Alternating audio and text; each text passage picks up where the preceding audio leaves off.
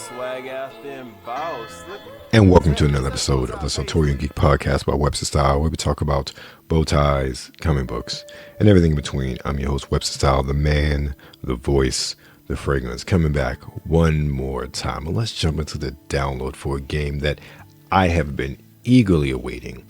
And for some reason, I don't understand why the gaming press continues to hate on it. And that game is none other than Exoprimal. It's an action game from Capcom. And Exoprimal is a third-person shooter developed and published by Capcom. It is a multiplayer action game in which the player must fight against hordes of dinosaurs and mutated prehistoric creatures. In the game, the player assumes control of an exofighter who must complete a series of combat challenges set by a sinister artificial intelligence named Leviathan in order to uncover a way to destroy it. Now, this is a game that's dropping on Game Pass this week, because on PlayStation as well, but it's on Game Pass, so I'm definitely checking it out. And I played the beta, actually the first two betas, and I enjoyed it. And it's a game with a simple premise. Can't talk today. And it's one that you get a cool mech suit. There are different mech suits with different abilities.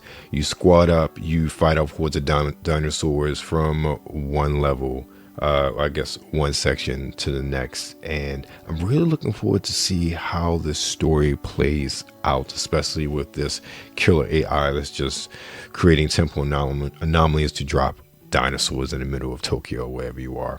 I like the gameplay, I like the gunplay, and it's mech suits versus dinosaurs. What is not to love? I don't understand why people have been hating on the premise in this game before it's come out, but I am looking forward to playing it when it drops this week on Game Pass. Now let's take a look at the Sartorial slice. Now, we talked about the Louis Vuitton spring-summer show, men's show a couple weeks ago, about 2 episodes ago, which was curated by Pharrell. This week, we're talking about the Dior Men's Summer 2024 show that happened this time about a month ago or so. And I sat down, I watched it. I wasn't impressed. Let me tell you what I liked first. What I liked was just the overall presentation. The floor was very futuristic, space age. The models came up from the floor, and as they walked, they went back to the individual squares and descended back into the floor after everything was said and done. I really enjoyed it. I thought that was really cool, and I just thought, damn, that was expensive. 2, I did like some of the more traditional suits. The overcoats as well, when they were in a basic color like the tan or navy. While they were really flowing, they had a very regal look to them, in my opinion. I really liked those. But overall, I did not care for the collection whatsoever. Much of the collection reminded me of something your grandma would wear. They went to their grandma's closet and took inspiration. They took inspiration with the patterns of the knit and the wool. It was a lot of shagginess, even a lot of shirts, the V-necks. They reminded me more of blouses than actual shirts to complement the gentleman. It was just not something that I enjoyed as far as the fashion aspect of it. And then there was so much bedazzling rhinestones, flowers, amongst a lot of the shirts and jackets. It seemed very gaudy. I know this is fashion, but there, in my opinion, always has to be a functionality when it comes to fashion. And in my opinion, the Dior Summer 24 collection for the guys just doesn't hit it. It reminds me again of, hey, I'm getting inspiration from all of those hideous shawls and sweaters that my grandma used to own. Again, with the patterns, with the designs, with the textures and the materials. Just watching on the video, it was not something that I thought was pleasant. I didn't think it pushed fashion at all, nor did it push men's style. It pushed it more toward, or bleeding more toward that ambiguity. I wouldn't say it was feminine leaning, because I didn't get feminine, but it was feminine inspired, because there's a lot of patterns, textures, and even structure of clothing that was very reminiscent of women's wear more so than men's wear. So that's my take on the Dior men's summer collection for 2024. Speaking of style and fashion, next up we have an interview with someone who I have been able to develop a long-lasting camaraderie with over the internet. He is probably one of the first people that I actually started talking to and learning from on the net when it came to style and sort of perspective for men going forward. And this is so many years ago when I first got on Twitter and WordPress, and that is none other than Mr. Christopher Crosley. I have learned a lot from him and been able to really just have him in my inner circle as far as style is concerned on the web. So it was a great pleasure sitting down to get the chance to talk to him and to pick his brain a little bit more and to also learn about him more as well. So I hope you enjoyed this conversation with Mr. Christopher Crosley. What's going on, everybody? It is Webster Style here, the man, the voice, the fragrance, here with my brother Christopher Crosley. Oh man, Chris, it's weird because I really met you when I started this just about way back in 2009. So it's great to have you on Talk with you since we've been literally corresponding for over a decade now. It's really amazing. I mean, I think was it on Tumblr back in those days? It might have been Tumblr or might have been through WordPress. I think I found it through somebody else. Who used to have a blog that's not active anymore. But it is a crazy, funny thing. Yeah, it's been a long time, man. Yeah, wow. But one of the things I've always loved about you are that there are many men on the web, but especially back then, one of the reasons why I started Webster Style was that I didn't see a lot of us in things like GQ, details, things of that nature back then, and anything that really highlighted style when it came to men of color, particularly black men, but men of color in general, really was just like King Magazine, all those things that were more of street urban style. And that was never me. And I really saw the platform to really personify that aspect of myself within brothers that are like me. And that led me to contacting, interacting, and network with other brothers like yourself. So I've always admired you and what you've been doing and your style. So I wanted to ask you this, and this is something I've always found. Well, first of all, introduce yourself to the audience. Let's just get into it. It's all good. It's a pleasure, man. It's indeed a pleasure. Like I said, we've been chopping it up for so many years. Right. So I felt really good when you asked me to come on and talk with you and the people. It felt good. So most people know me here as a gentleman coach in Trinidad and Tobago. I actually work with men of substance. I help them refine themselves and help them understand how to show up more in their professional and social circles. Some people call me the luxury curator because I actually also had a career, or have a career, I should say, in the luxury industry as well. So you'll find I'm a kind of a, what do you call it, a multi-potentialite, where I like certain things, but they all tend to gel together. Because for me, once you're a man of taste and of substance and you're authentic, then you would actually like items of a certain caliber as well. Right. Yeah. Understood. So now, let me ask you this question. And this is something I find amazing. It's particularly because how my own style journey has gone over the past few years, particularly. Where does your style come from? Like, what have your influences been now and growing up? Well, growing up and now it'll be like, it's like black and white, two different phases completely. Because I grew up a DJ, so you'll find a lot of my style back then was influenced by hip hop. So I was all into the baggy jeans, the triple XL t-shirts, the cargo pants with the big pockets, everything. I was the Timbs, sneakers, I was doing that. But it's only when I moved into my professional career, when I finished school and I got into certain circles, and I realized that people like to do business with people that dress as well as or better than them. And I saw the way or the interactions and the responses I got from people on the days I dressed casually compared to the days that I dressed more formal or more business-like. And the people that would have influenced my style over the years is James Bond, one. And then if you look at guys like Hannibal Lecter, the gentleman, people tend to look at the psycho side of him.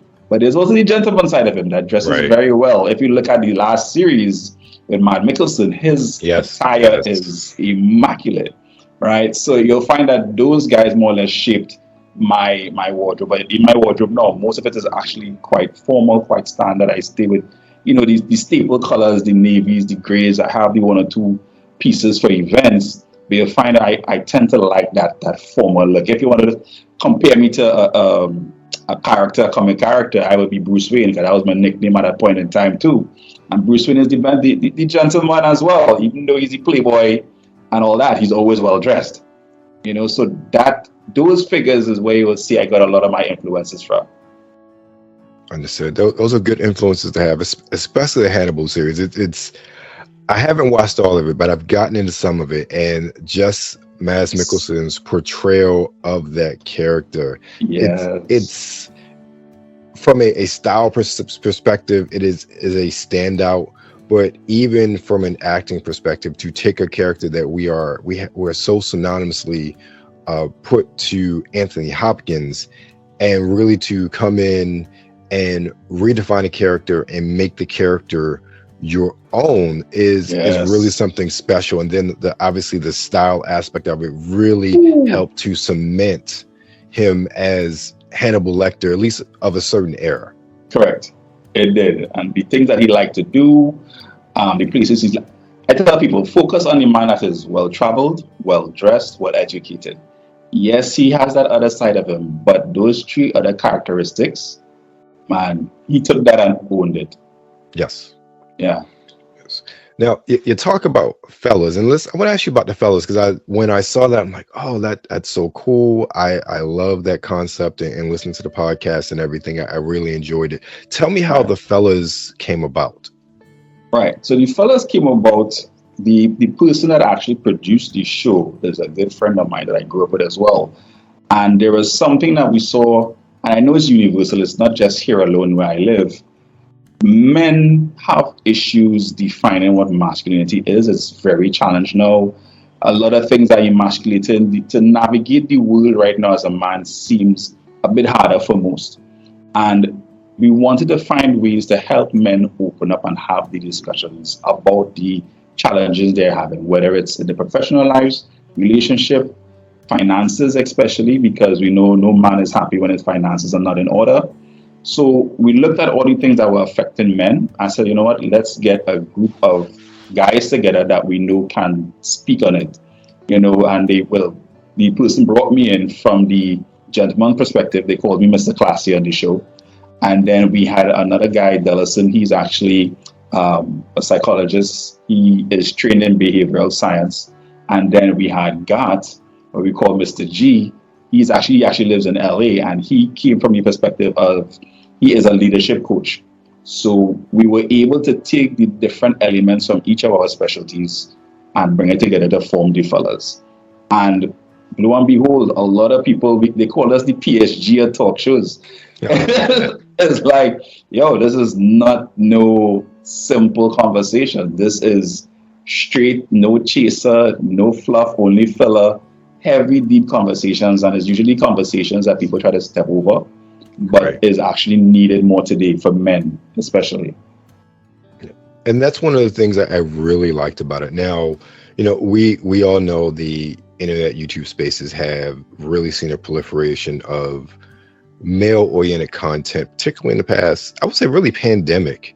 Yeah. Really, there ended up being an explosion, and a lot of the more high-profile purveyors of that, I would say a lot of times, well, most of the times, I would say the conversations aren't as constructive as they think it is, because a lot of that conversation on manhood, masculinity really gets reduced down to tropes, in my opinion, as well as very centered around interaction with women. And I think that, and this is, some people don't like this, but I say people tend to be very ignorant of someone's full body of work. This is one of the things where when you look at someone like a Kevin Samuels and you look at everything that he talked about, he touched upon a lot of, he was a bit harsher than a general conversation, but he was drastically different in a lot of things he said as far as manhood, masculinity. While he played on some of those tropes, there was a lot more in-depth conversation as well after you get past the women calling in and all those things that really blew him up. There was a lot more substance to what he talked about as far as men's empowerment, men's growth. And I felt like with that whole bubble, that manosphere, that red pill stuff, while some conversations are needed, it really just got distilled down into this, whether you perceive it this way or not, a sort of hyper masculine persona. And with that turned a lot of people off. And you missed the real conversation. That was one of the things I liked about the fellas. It was real men having real conversations about what it is to be a man, because that is something that is, I'll say is, I'm 44 years old. I could not, and I'm still trying to figure out what that is, because we change and we grow every single day. I couldn't imagine what it would be like to be a 22-year-old in this day and age, trying to figure that out in the world we live in, having these conversations or trying to have these conversations. So that's one of the things I really appreciated with the fellas and listening to those conversations, because they were realistic. They were real. They were honest and to the heart. And no one sugarcoat any of their positions. No. And nobody was capping, as they say, to get an audience. It was just pretty much a bunch of guys talking about real issues from their perspectives, and I appreciate that. Yeah, thank you. And a lot of, funny enough, the majority of our viewers and listeners were women, right? That usually happens. But what we liked is that the women went and told all the men, y'all need to listen to these guys, because this is the stuff that nobody wants to tackle, and it needs to be said, because we always mention that we need to work with, it is easier to work with children and fix broken men. I think there's a quote somewhere that says that. But also for me is, if we leave certain things unattended, as much as we're trying to fix the younger generation, the examples come from the older guys. So we do need to address that as well. We can't leave them by themselves. So we have to address the men now that will be the examples, regardless of how we try to stay young men. They need examples, and that comes from the older generation.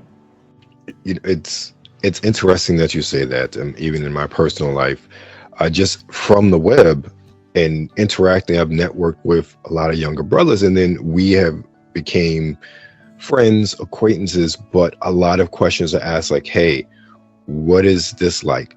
What is your perspective on this? And it's interesting, myself being in that sort of mentor older position, living my experiences and really say, hey, okay, this is how it was then, this is my perspective. And it's for me to be able to really share those things and to be honest is refreshing, but also the gratitude as well, because many are like, just thank you for being honest. Thank you for, because some things, when you're being honest about somebody, it's hard to reveal certain things about your life. It's hard to really reveal your perspectives and reveal your pain and trauma as well. And when you realize this will help someone, you do it. And just the fact that so many are just grateful, say, hey, thank you very much for your perspective. It really helped me out a lot. That that mentorship aspect of being an older brother, that does me a world of good, and it does them a world of good as well. So I totally understand that perspective. I think that's why it's so important that many of us tell our story. Let's be our authentic selves. And just in touching that, like usually the adage where somebody asks you how your day is going, you'll be like, yeah, fine, I'm good, no problem. But the truth is you're really struggling. But you don't ever mention that you're struggling or going through something. I think when people, especially men, when we don't tell our authentic truths, we miss out on actually getting the assistance we need. Because we try to play off cool, we try to play that we're good, and the truth is, I actually need help, but I don't know how to express that I need help. So even those examples and the things like what we did on the fellas was to let guys know it's okay to ask for help. If you really need it, ask. It doesn't make sense to stay by yourself, wallowing and stressing and worrying and you're close to imploding or exploding. We want to get past that. Yeah, I think that's the hardest part of it, but also the best part about hearing that from other men, because as I'm sure you know, we, especially our generation, we're very much taught you don't need no help. Don't need no men help. don't need help. Men don't cry. Suck it up. Be tough. Suck it up. Don't Yep. be sissy. Like we heard all of those things. So to get to a point where we're in our 30s, 40s, 40s, yeah. We've experienced trauma. We've experienced not just heartbreak, but we experienced so much. Yeah. And we've literally had to hold that in for the benefit of everybody else. That does wear on you. And it's good that we are at a point now we can say, hey, I need help. I need a shoulder to lean on. I mean, the song is called Lean On Me for a reason. Correct. And it wasn't just talking about the women. No, it wasn't. It wasn't. And I tell people, look at the examples sometimes of what women do. Women have their support system together. Yes. I admire that. And I see women put out the call for a meeting, a meetup, they're doing whatever, and women show up. They do. We do the same thing for men, and it's crickets. Unless it's an event that's interactive, probably sports-based or something, to get men in the room together to talk has been, it's been hard. But I say, but look at women. Women have it together. They show up for each other. Yes, we might look at who might be envy and the jealousy and the little cat fight and all again. It don't matter. They still show up. Let them. They will show up the cat fight. They're still showing up. Right. Men, exactly. No. You have to beg them to attend. Unless it pertains back to how they could relate or interact with women. So as long as we have women at the event, men will show up. If it's an all men's thing, we have to beg. Yeah, I agree. I think, and it's funny, you make that point, and one of the things that I tell people that I think was one of the best decisions in my life is that I ended up going to an all-boys high school. That wasn't my first choice, but that was my mom wanted. Right. So I ended up going. Best decision of my life. It gave me a perspective on being without women and having women in the picture that I would never have understood if I had have gone to the high school I wanted to go to. And so I think that perspective has really informed me and given me a different viewpoint than I would have. So I say that to say I totally agree and understand with what you're saying, because I've lived that life at some point in time without that constant female interaction. So I see the differences when women are there versus when they aren't, and how when we don't even realize we're doing it. We don't really realize we have that interaction, because for most of us, that's always present, or they are always present. The influence is always present, or the motivation to be around them, near them, to whatever, is always present. And we as men don't even realize that's how we're operating. And only when we are taken out of that situation do we even realize that. And I would have never realized that unless I was in that situation for 4 years. And that is really one of those things that is impacted my life in a very positive way. I'm very grateful to my mother for pushing me to do that, because it was definitely something that made me more of a man and more into the man I am today than maybe other choices in my life. Correct. Because you know why as well? The thing is now, when you do have to interact with women, because I went to all boys school as well, and there were girls, but they were in the top, what we would call sixth form. They were the 16, 17-year-olds doing A-levels. And when you come to speak with them, you have a different energy. Yes. The energy changes immediately. And even from that age, you realize that there's some finesse that comes into play. So it's always interesting to me to see the nuances when it comes to communication and how we interact with women, even from those days to now. And a lot of men still say, they don't know how to interact or engage or communicate with women. And I'm like, you're how old? You're not 16. And even at 16, I knew you understood, because you knew what you wanted then. Yes. So that that conversation, well, I'll say this much. That's a whole lot of factors in that regard, especially the younger generation, because they did not grow up like us as far as technology and communication is concerned. So that's a whole nother conversation unto itself, realistically. The lack of the art of communication with those Yes. guys right now. So Yeah. I don't even know what to say. Well, I would say honestly that it goes both ways in that regard. There's Yes, it does. such a lack of communication overall, not just lack of it, how to communicate, how to communicate effectively, Effectively. because everything is so digital. And I see that in general with how, like, when I've talked to individuals. I'm talking to a gentleman from my old college a few weeks ago, last week. Right. He put me on, well, he was put on to me as someone who had some experience. I was there, so I was talking to him and just talking about his experiences and talking with him about communication, how to reach out to people. And I was just like, yeah, it's a bit different when I was there as far as how you communicate, how you get people together. It's like we didn't have certain technologies. So in that regard, I said it's a bit different. Yeah. Than when I did it, because he thought he's like, oh, so when you graduate, like 2010? I said, no, I was there. My freshman year was 96 to 2000. He's like, what? I was like, yeah. It's like, oh, what? Nope. It was, yeah. It's been a while. It's been a long while. Yeah. So yeah. So that communication thing, but like I said, that's a whole nother topic. But one of the ways that we communicate is through the written word.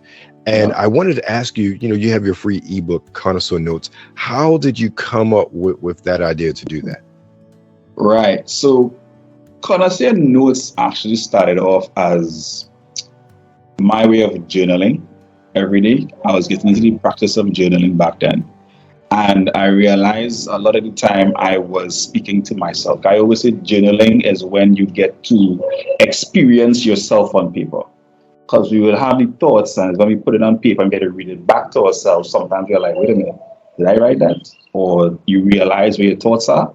So you get to experience yourself on paper. And I went through an entire year just writing these notes. And I said, you know what, I want to share this with men, share it online, share it on the platform, and I started doing that. And then when I started Modern Connoisseur, and I was packaging everything, I was like, look, I actually have a little ebook here if I took all that I journaled so far and put it together. So that's how that came about. But it really started with me journaling and deciding, you know what, this is me experiencing myself and I want to share it. Awesome. Yeah, well, obviously you put it out a while ago, and I read it. And I was just thinking, where did the inspiration for that come from? And again, ladies and gentlemen, it's free.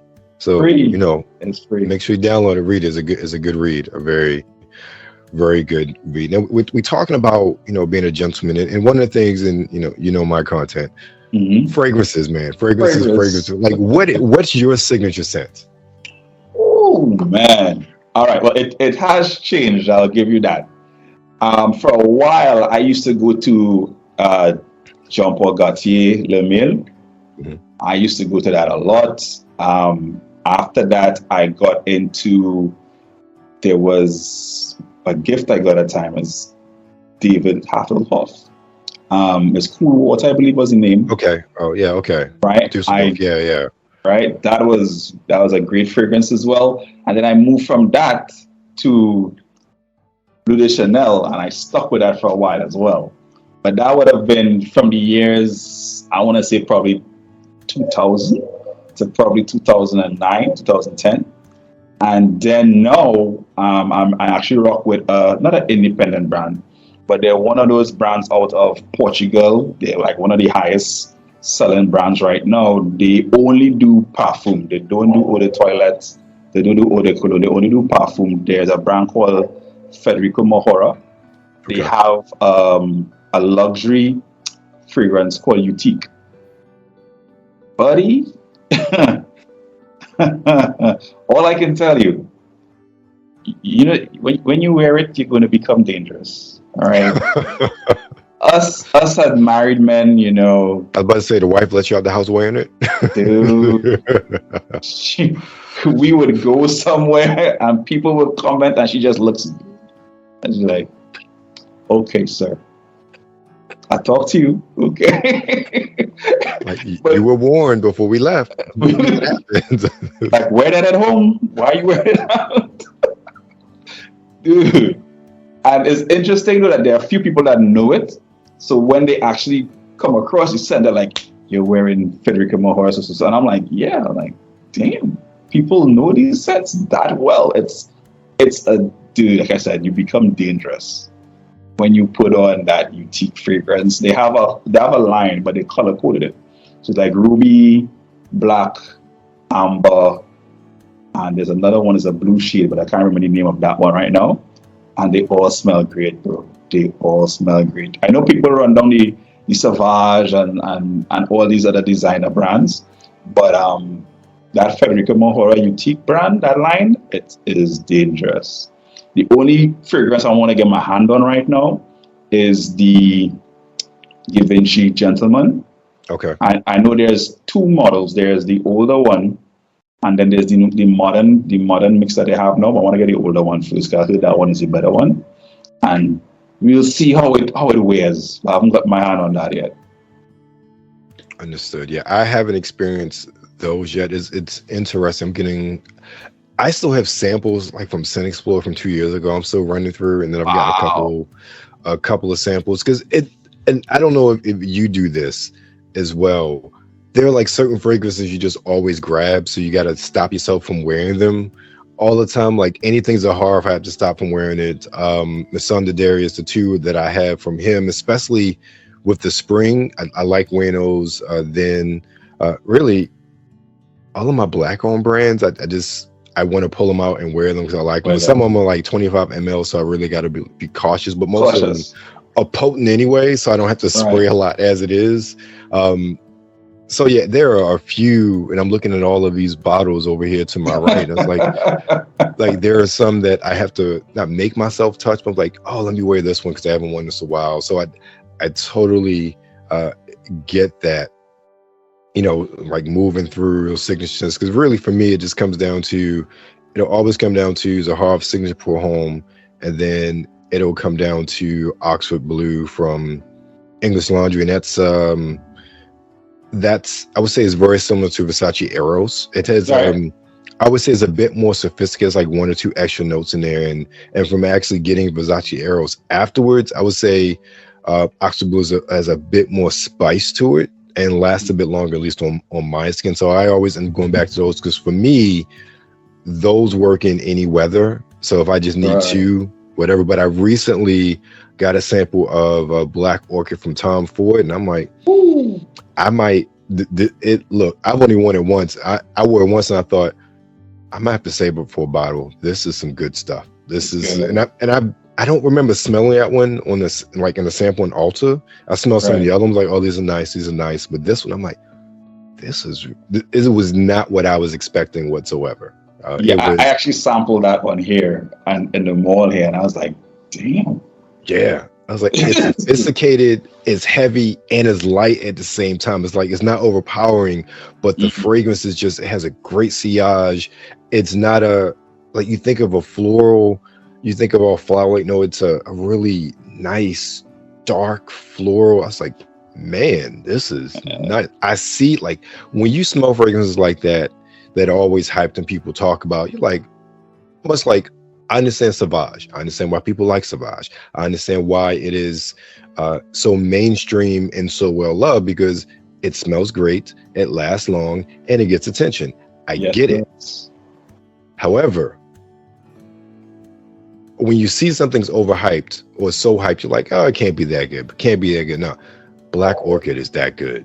Yeah, I was surprised. I was like, oh, I'm gonna have to hold on to this sample for a minute because I would really just want to spray it. Maybe not every day, but quite often because it's a really nice fragrance. Yeah, I've been trying to get into some of the new Arabian fragrances I've been seeing coming around as well.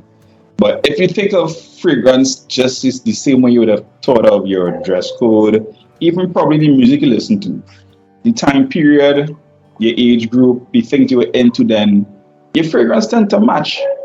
Because you see, man, like the JPG back then, that was like, all right, I'm out every Friday, every Right. weekend, I'm hitting the clubs. It's either that or you had a bottle of Paco Rabanne in those days, you know, and it matured over time, you know. So you find that just like I said, music, you can see the vinyl behind me still, right?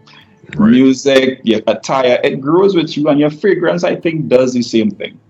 Yeah, I agree. I haven't been in for that long because I could tell people like I could have cared less what I wore in high school and college. Like I really didn't even wear fragrances back then. Like I could tell you, like I had a Curve, and then my mom sold Mary Kay at one point in time, so I had like some Mary Kay cologne. Like I could care less, but now I definitely understand that because even like my moods, but not just that, like what I really like I like my signatures, but I say in the past couple months I've really been getting into oud and really liking oud heavy fragrances and that woodiness and that, like I picked up oud intense talk about, you know, from Lattafa off of Amazon a couple months or so ago, and that was just so nice, so wonderful. And so yeah, it definitely understand like the changing as you grow, as you get a bit more refined, sophisticated, as you grow, like your taste change. So I think that's one thing that, especially when we talk about fragrances, I think that's missed out sometimes, especially when people say, "Oh, I gotta get a new thing. I gotta get this." Good, like, no, like your taste change. Like what you like now, you may not like 2-3 years from now, just because you changed, you matured.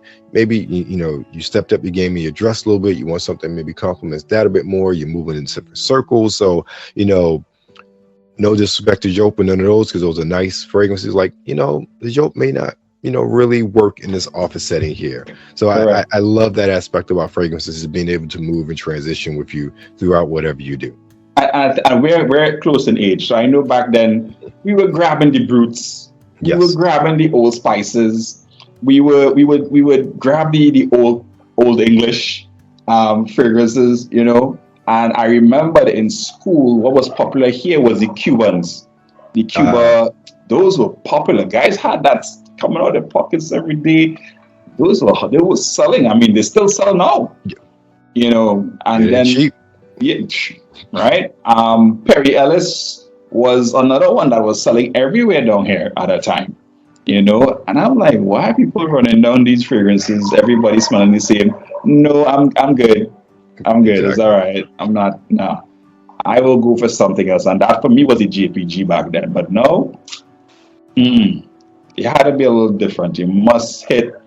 I can tell you, I have been to events, not with my wife, with the ex from before, and we were sitting down in a VIP section, and an old co-worker saw me. She came, she hugged me, and she's like, "Oh my God, you always smell so good." And then she turned and saw my girl. She's like, "Oh, hi, how are you good?" You know, so it's always interesting to me. People don't understand the power of fragrances and what it can do. And I always say, after your confidence, the second thing a woman loves to smell on a man is his fragrance. Number one is confidence. Number two is a good fragrance. Yes. So gentlemen out there, a good fragrance. You don't have to, you know, have a whole bunch of bottles, just, you know, good one or two, you know, one that really, this is what I say about fragrances. And this is, sometimes I'm a mood fragrance guy, but I always want to wear a fragrance that makes me feel like I'm projecting the confidence that I think I am. Correct. It makes me feel good first and foremost. And usually that translates into everybody else's reactions. Now, some, as you know, have better reactions than others. Yeah. But really, you wear it for yourself and how you feel, and that like sort of aura of yourself that you want to project. And that's one of the things with me with fragrances. I just love that aspect of it.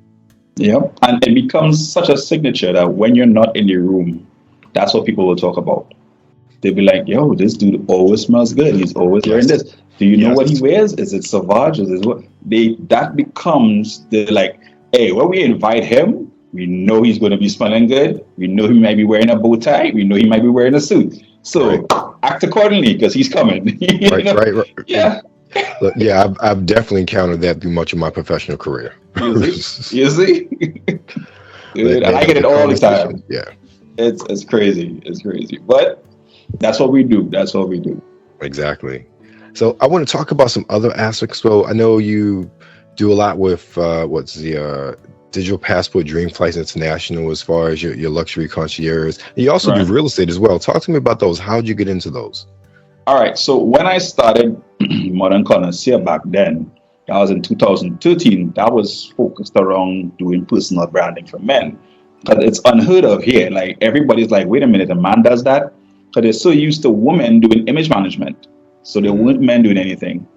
But because I wanted to project a certain quality, I always portrayed an aesthetic for aspiration, as I like to call it.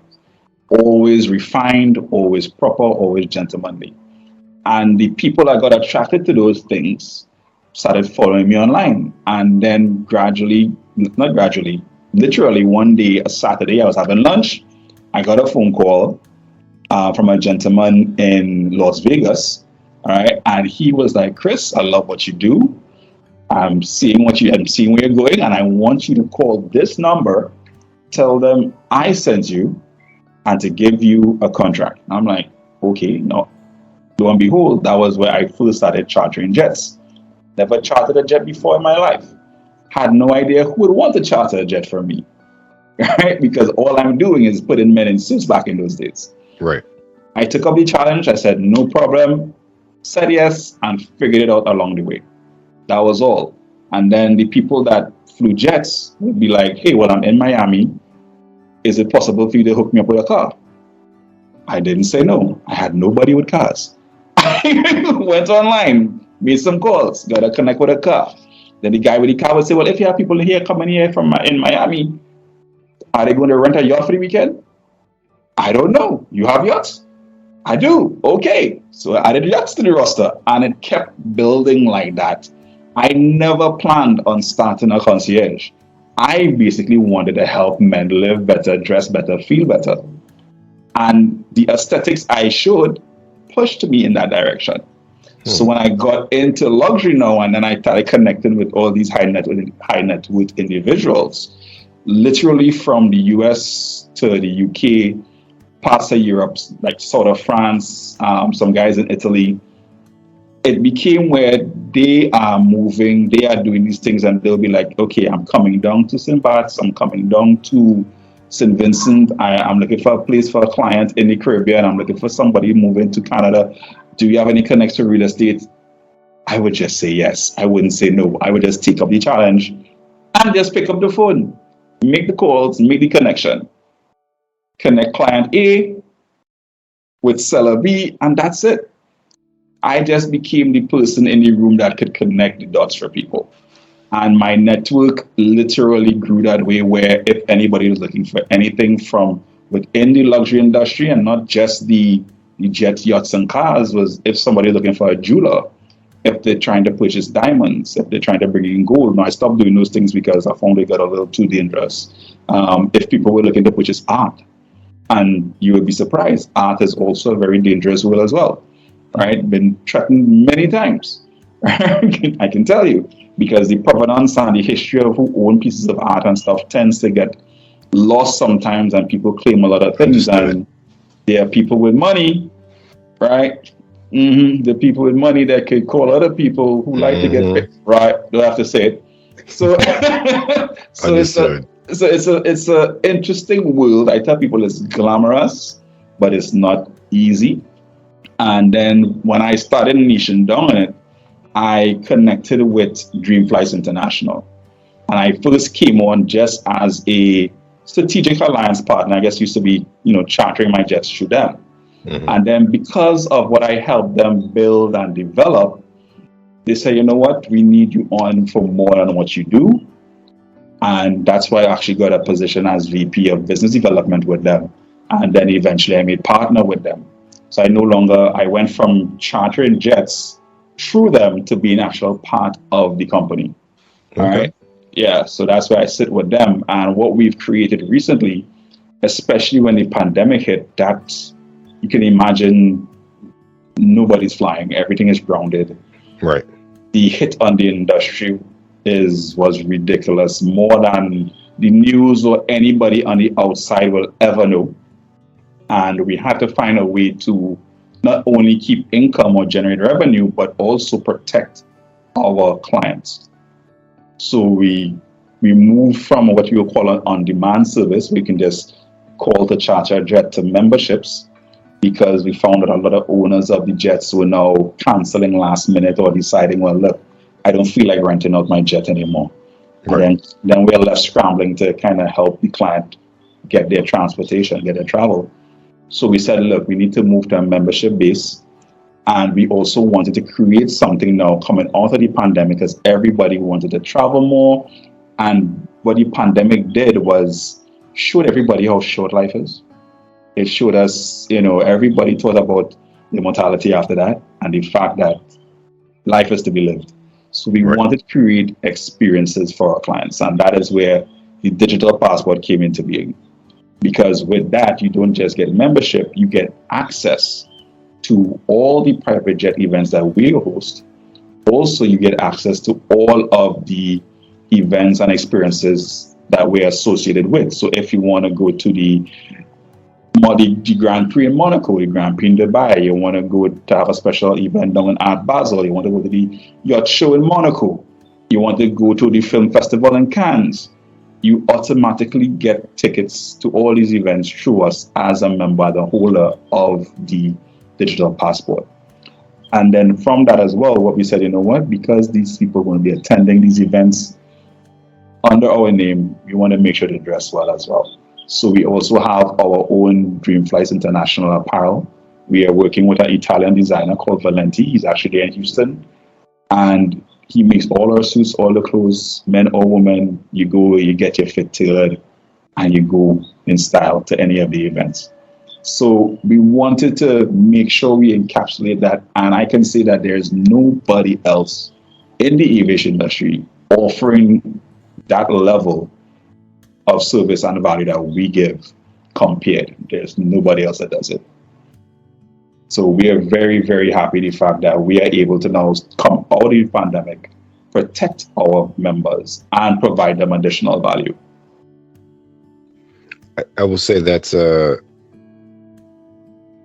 great pivot, especially in the adversity of the pandemic and the adversity of shutting down, and really to come out on the other end to have a business model that, one, wasn't just beneficial for the company and the employees, but also ended up being one that tends to be more beneficial for your clientele as well. That's really smart thinking. And I know it wasn't easy to pivot in that way, especially from traditional models that essentially have worked for decades, I would say, in that regard. And I'm pretty sure it took a lot of arm twisting, but realistically, the pandemic, and this is one thing I've seen across many sectors, while it had devastating effects economically, and we're still feeling those effects, a lot of businesses came out on the other end with a different perspective of how to serve. Let me phrase it. Those that were client focused, because I think real is different. Some business we know are very much profit focused, so they forget about the clientele that actually patronizes them. Others are very client focused and are looking more so of how to best serve our clients, but also how to make a profit as well. And in my opinion, I think a lot of those more client focused businesses really were able to find ways, not just internally, but also work with their clientele to figure out, okay, how can we make this beneficial for everybody going forward? So you still have your service, but we also still have our business. And I think that was difficult for many, but it has definitely been something to see how many industries have, many business, not industry, but businesses have really become better because of that, and really that offering those services to their clientele as well. Yeah, it has been. And I mean, the challenge has been so extreme. The only thing that was flying during the pandemic was cargo jets, cargo planes for medical supplies. So most of the commercial planes were gutted, and they were outfitted to actually transport medical supplies, stuff for firehouses and these type of things. And I'll give you an example. There was a client that wanted to get a shipment out on a Friday. So they had to actually pay the deposit and book by that Friday. They missed the deadline. By Monday, the cost increased by $70,000. Wow.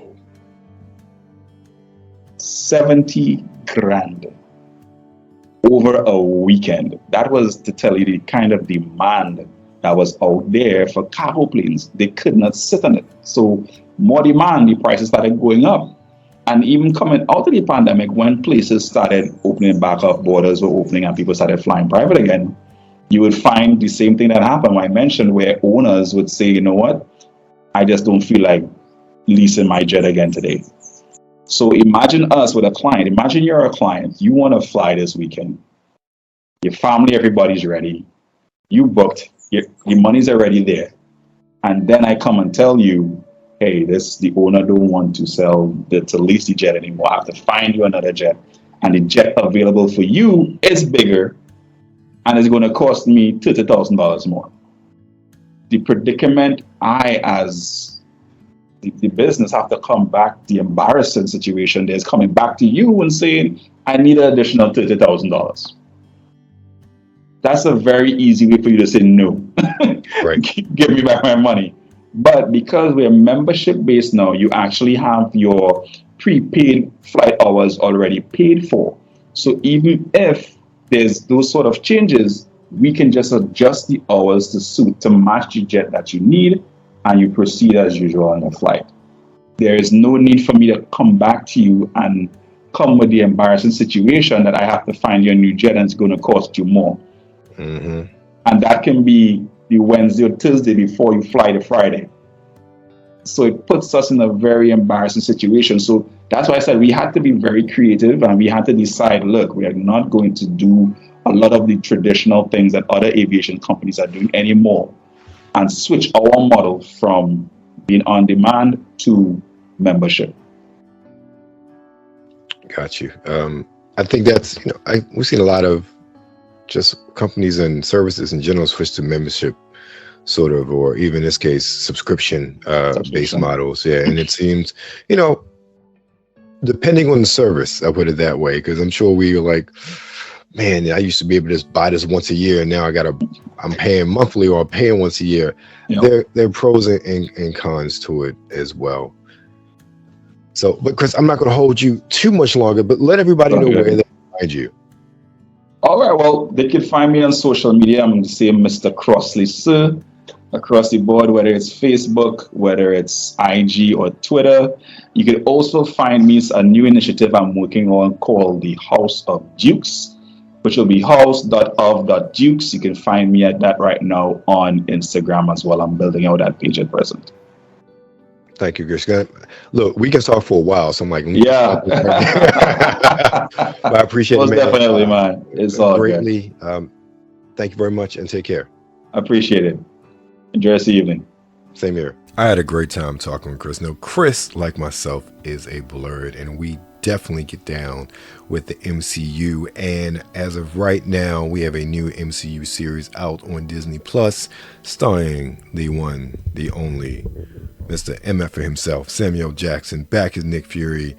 And it is none other than the Secret Invasion. And right there at the time of recording, we've only gotten episodes 1 and 2 of this series. And I have to say that, I don't know, the first episode, especially with the ending, spoilers in 5, 4, 3, 2, 1, killing Maria Hill, I was upset about that. I was very upset about that. However, overall, I am really enjoying the tenseness of the series, the surprises of the series, especially with episode 2.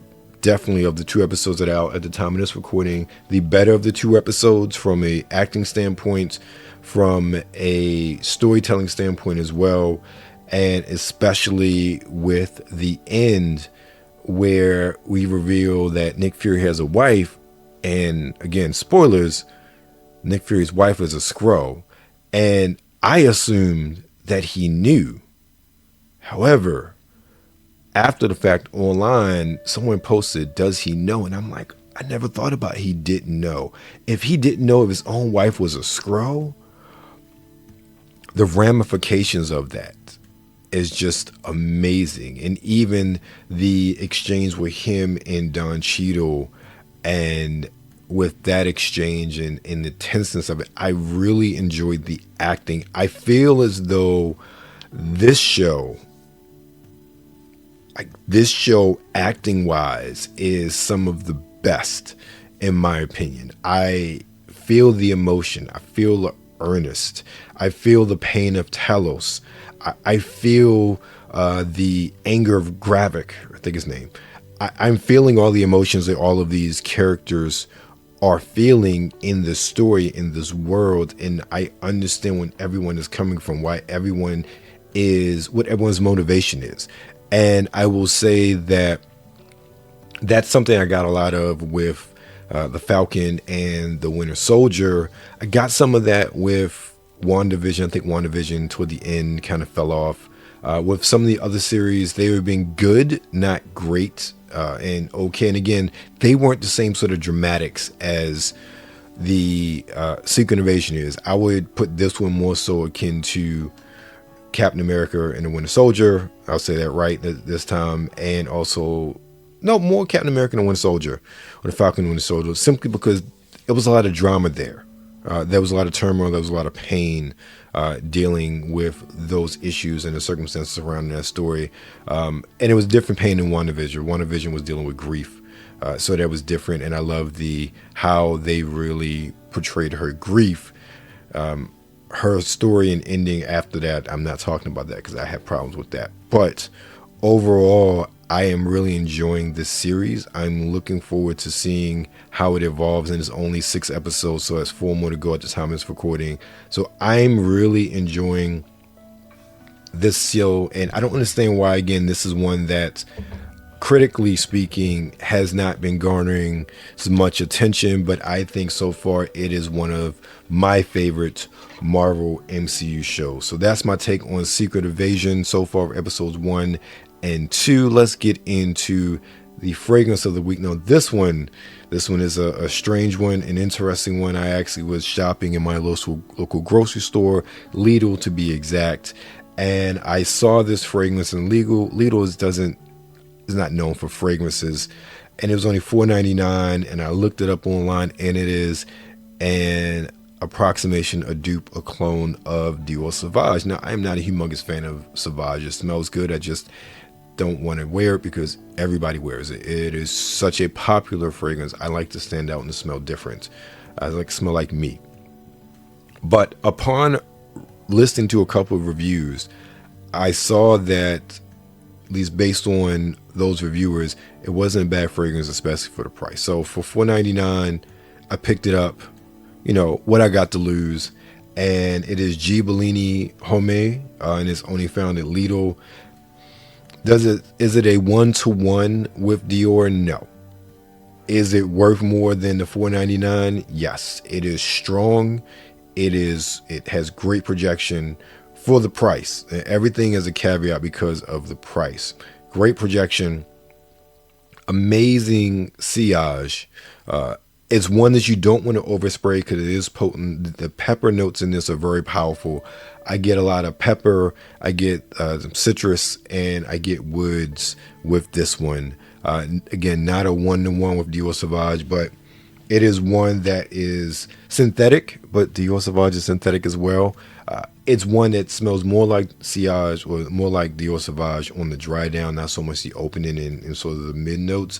But it is one that is good for, if you're just working at the house and don't want to throw anything expensive on or anything like you really like, throw this on. It's a nice gym fragrance as well.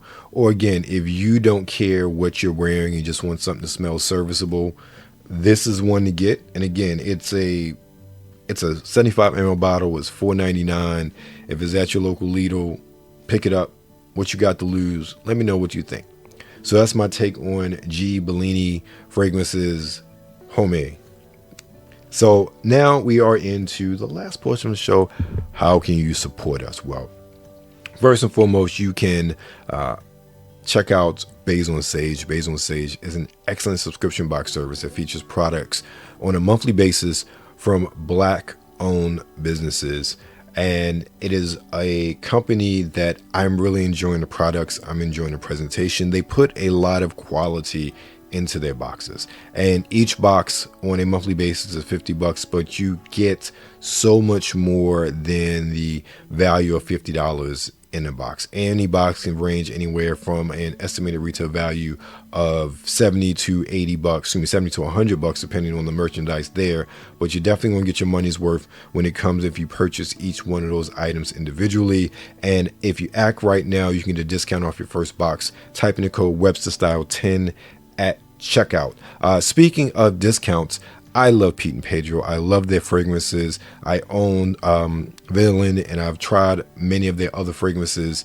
While they have a lot more than fragrances, the fragrances are some of the best values for your money, in my opinion. At $50 for 50 ml bottles of fragrances that are inspired by some of the leading fragrances on the market, they all have great projection, great longevity, and they just smell really good. Check them out, Pete and Pedro. Use the code EHawks10 or the link in the show notes for 10% off your first purchase.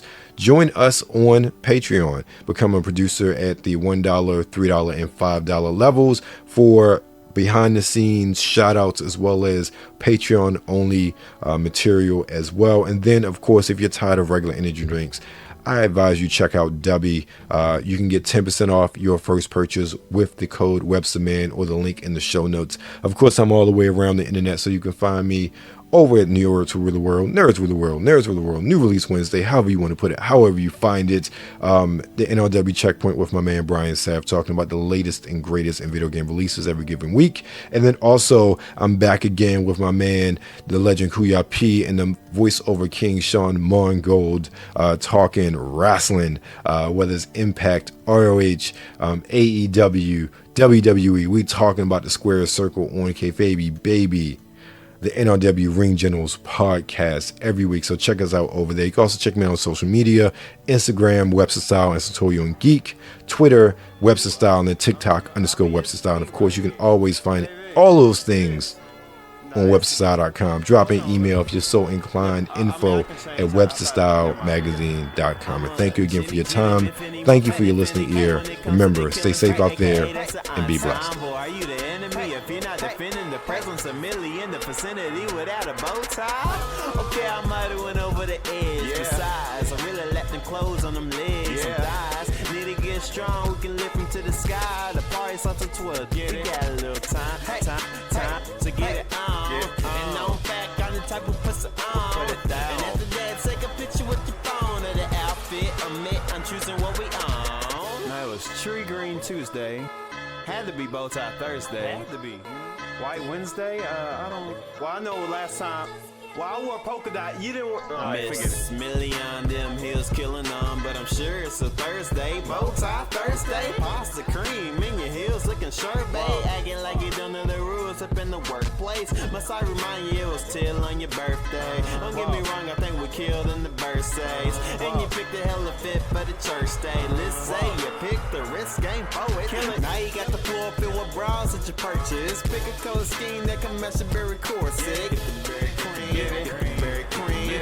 Berry cream, we can make a little scene. Cause no one man should have all that styling. Take it off, clothes on the floor piling. No one girl should fit it all in them jeans. So take it up and let me see what's under them seams. Cause no one man should have all that styling. Take it off, clothes on the floor piling. No one girl should fit it all in them jeans. So take it up and let me see what's under them seams.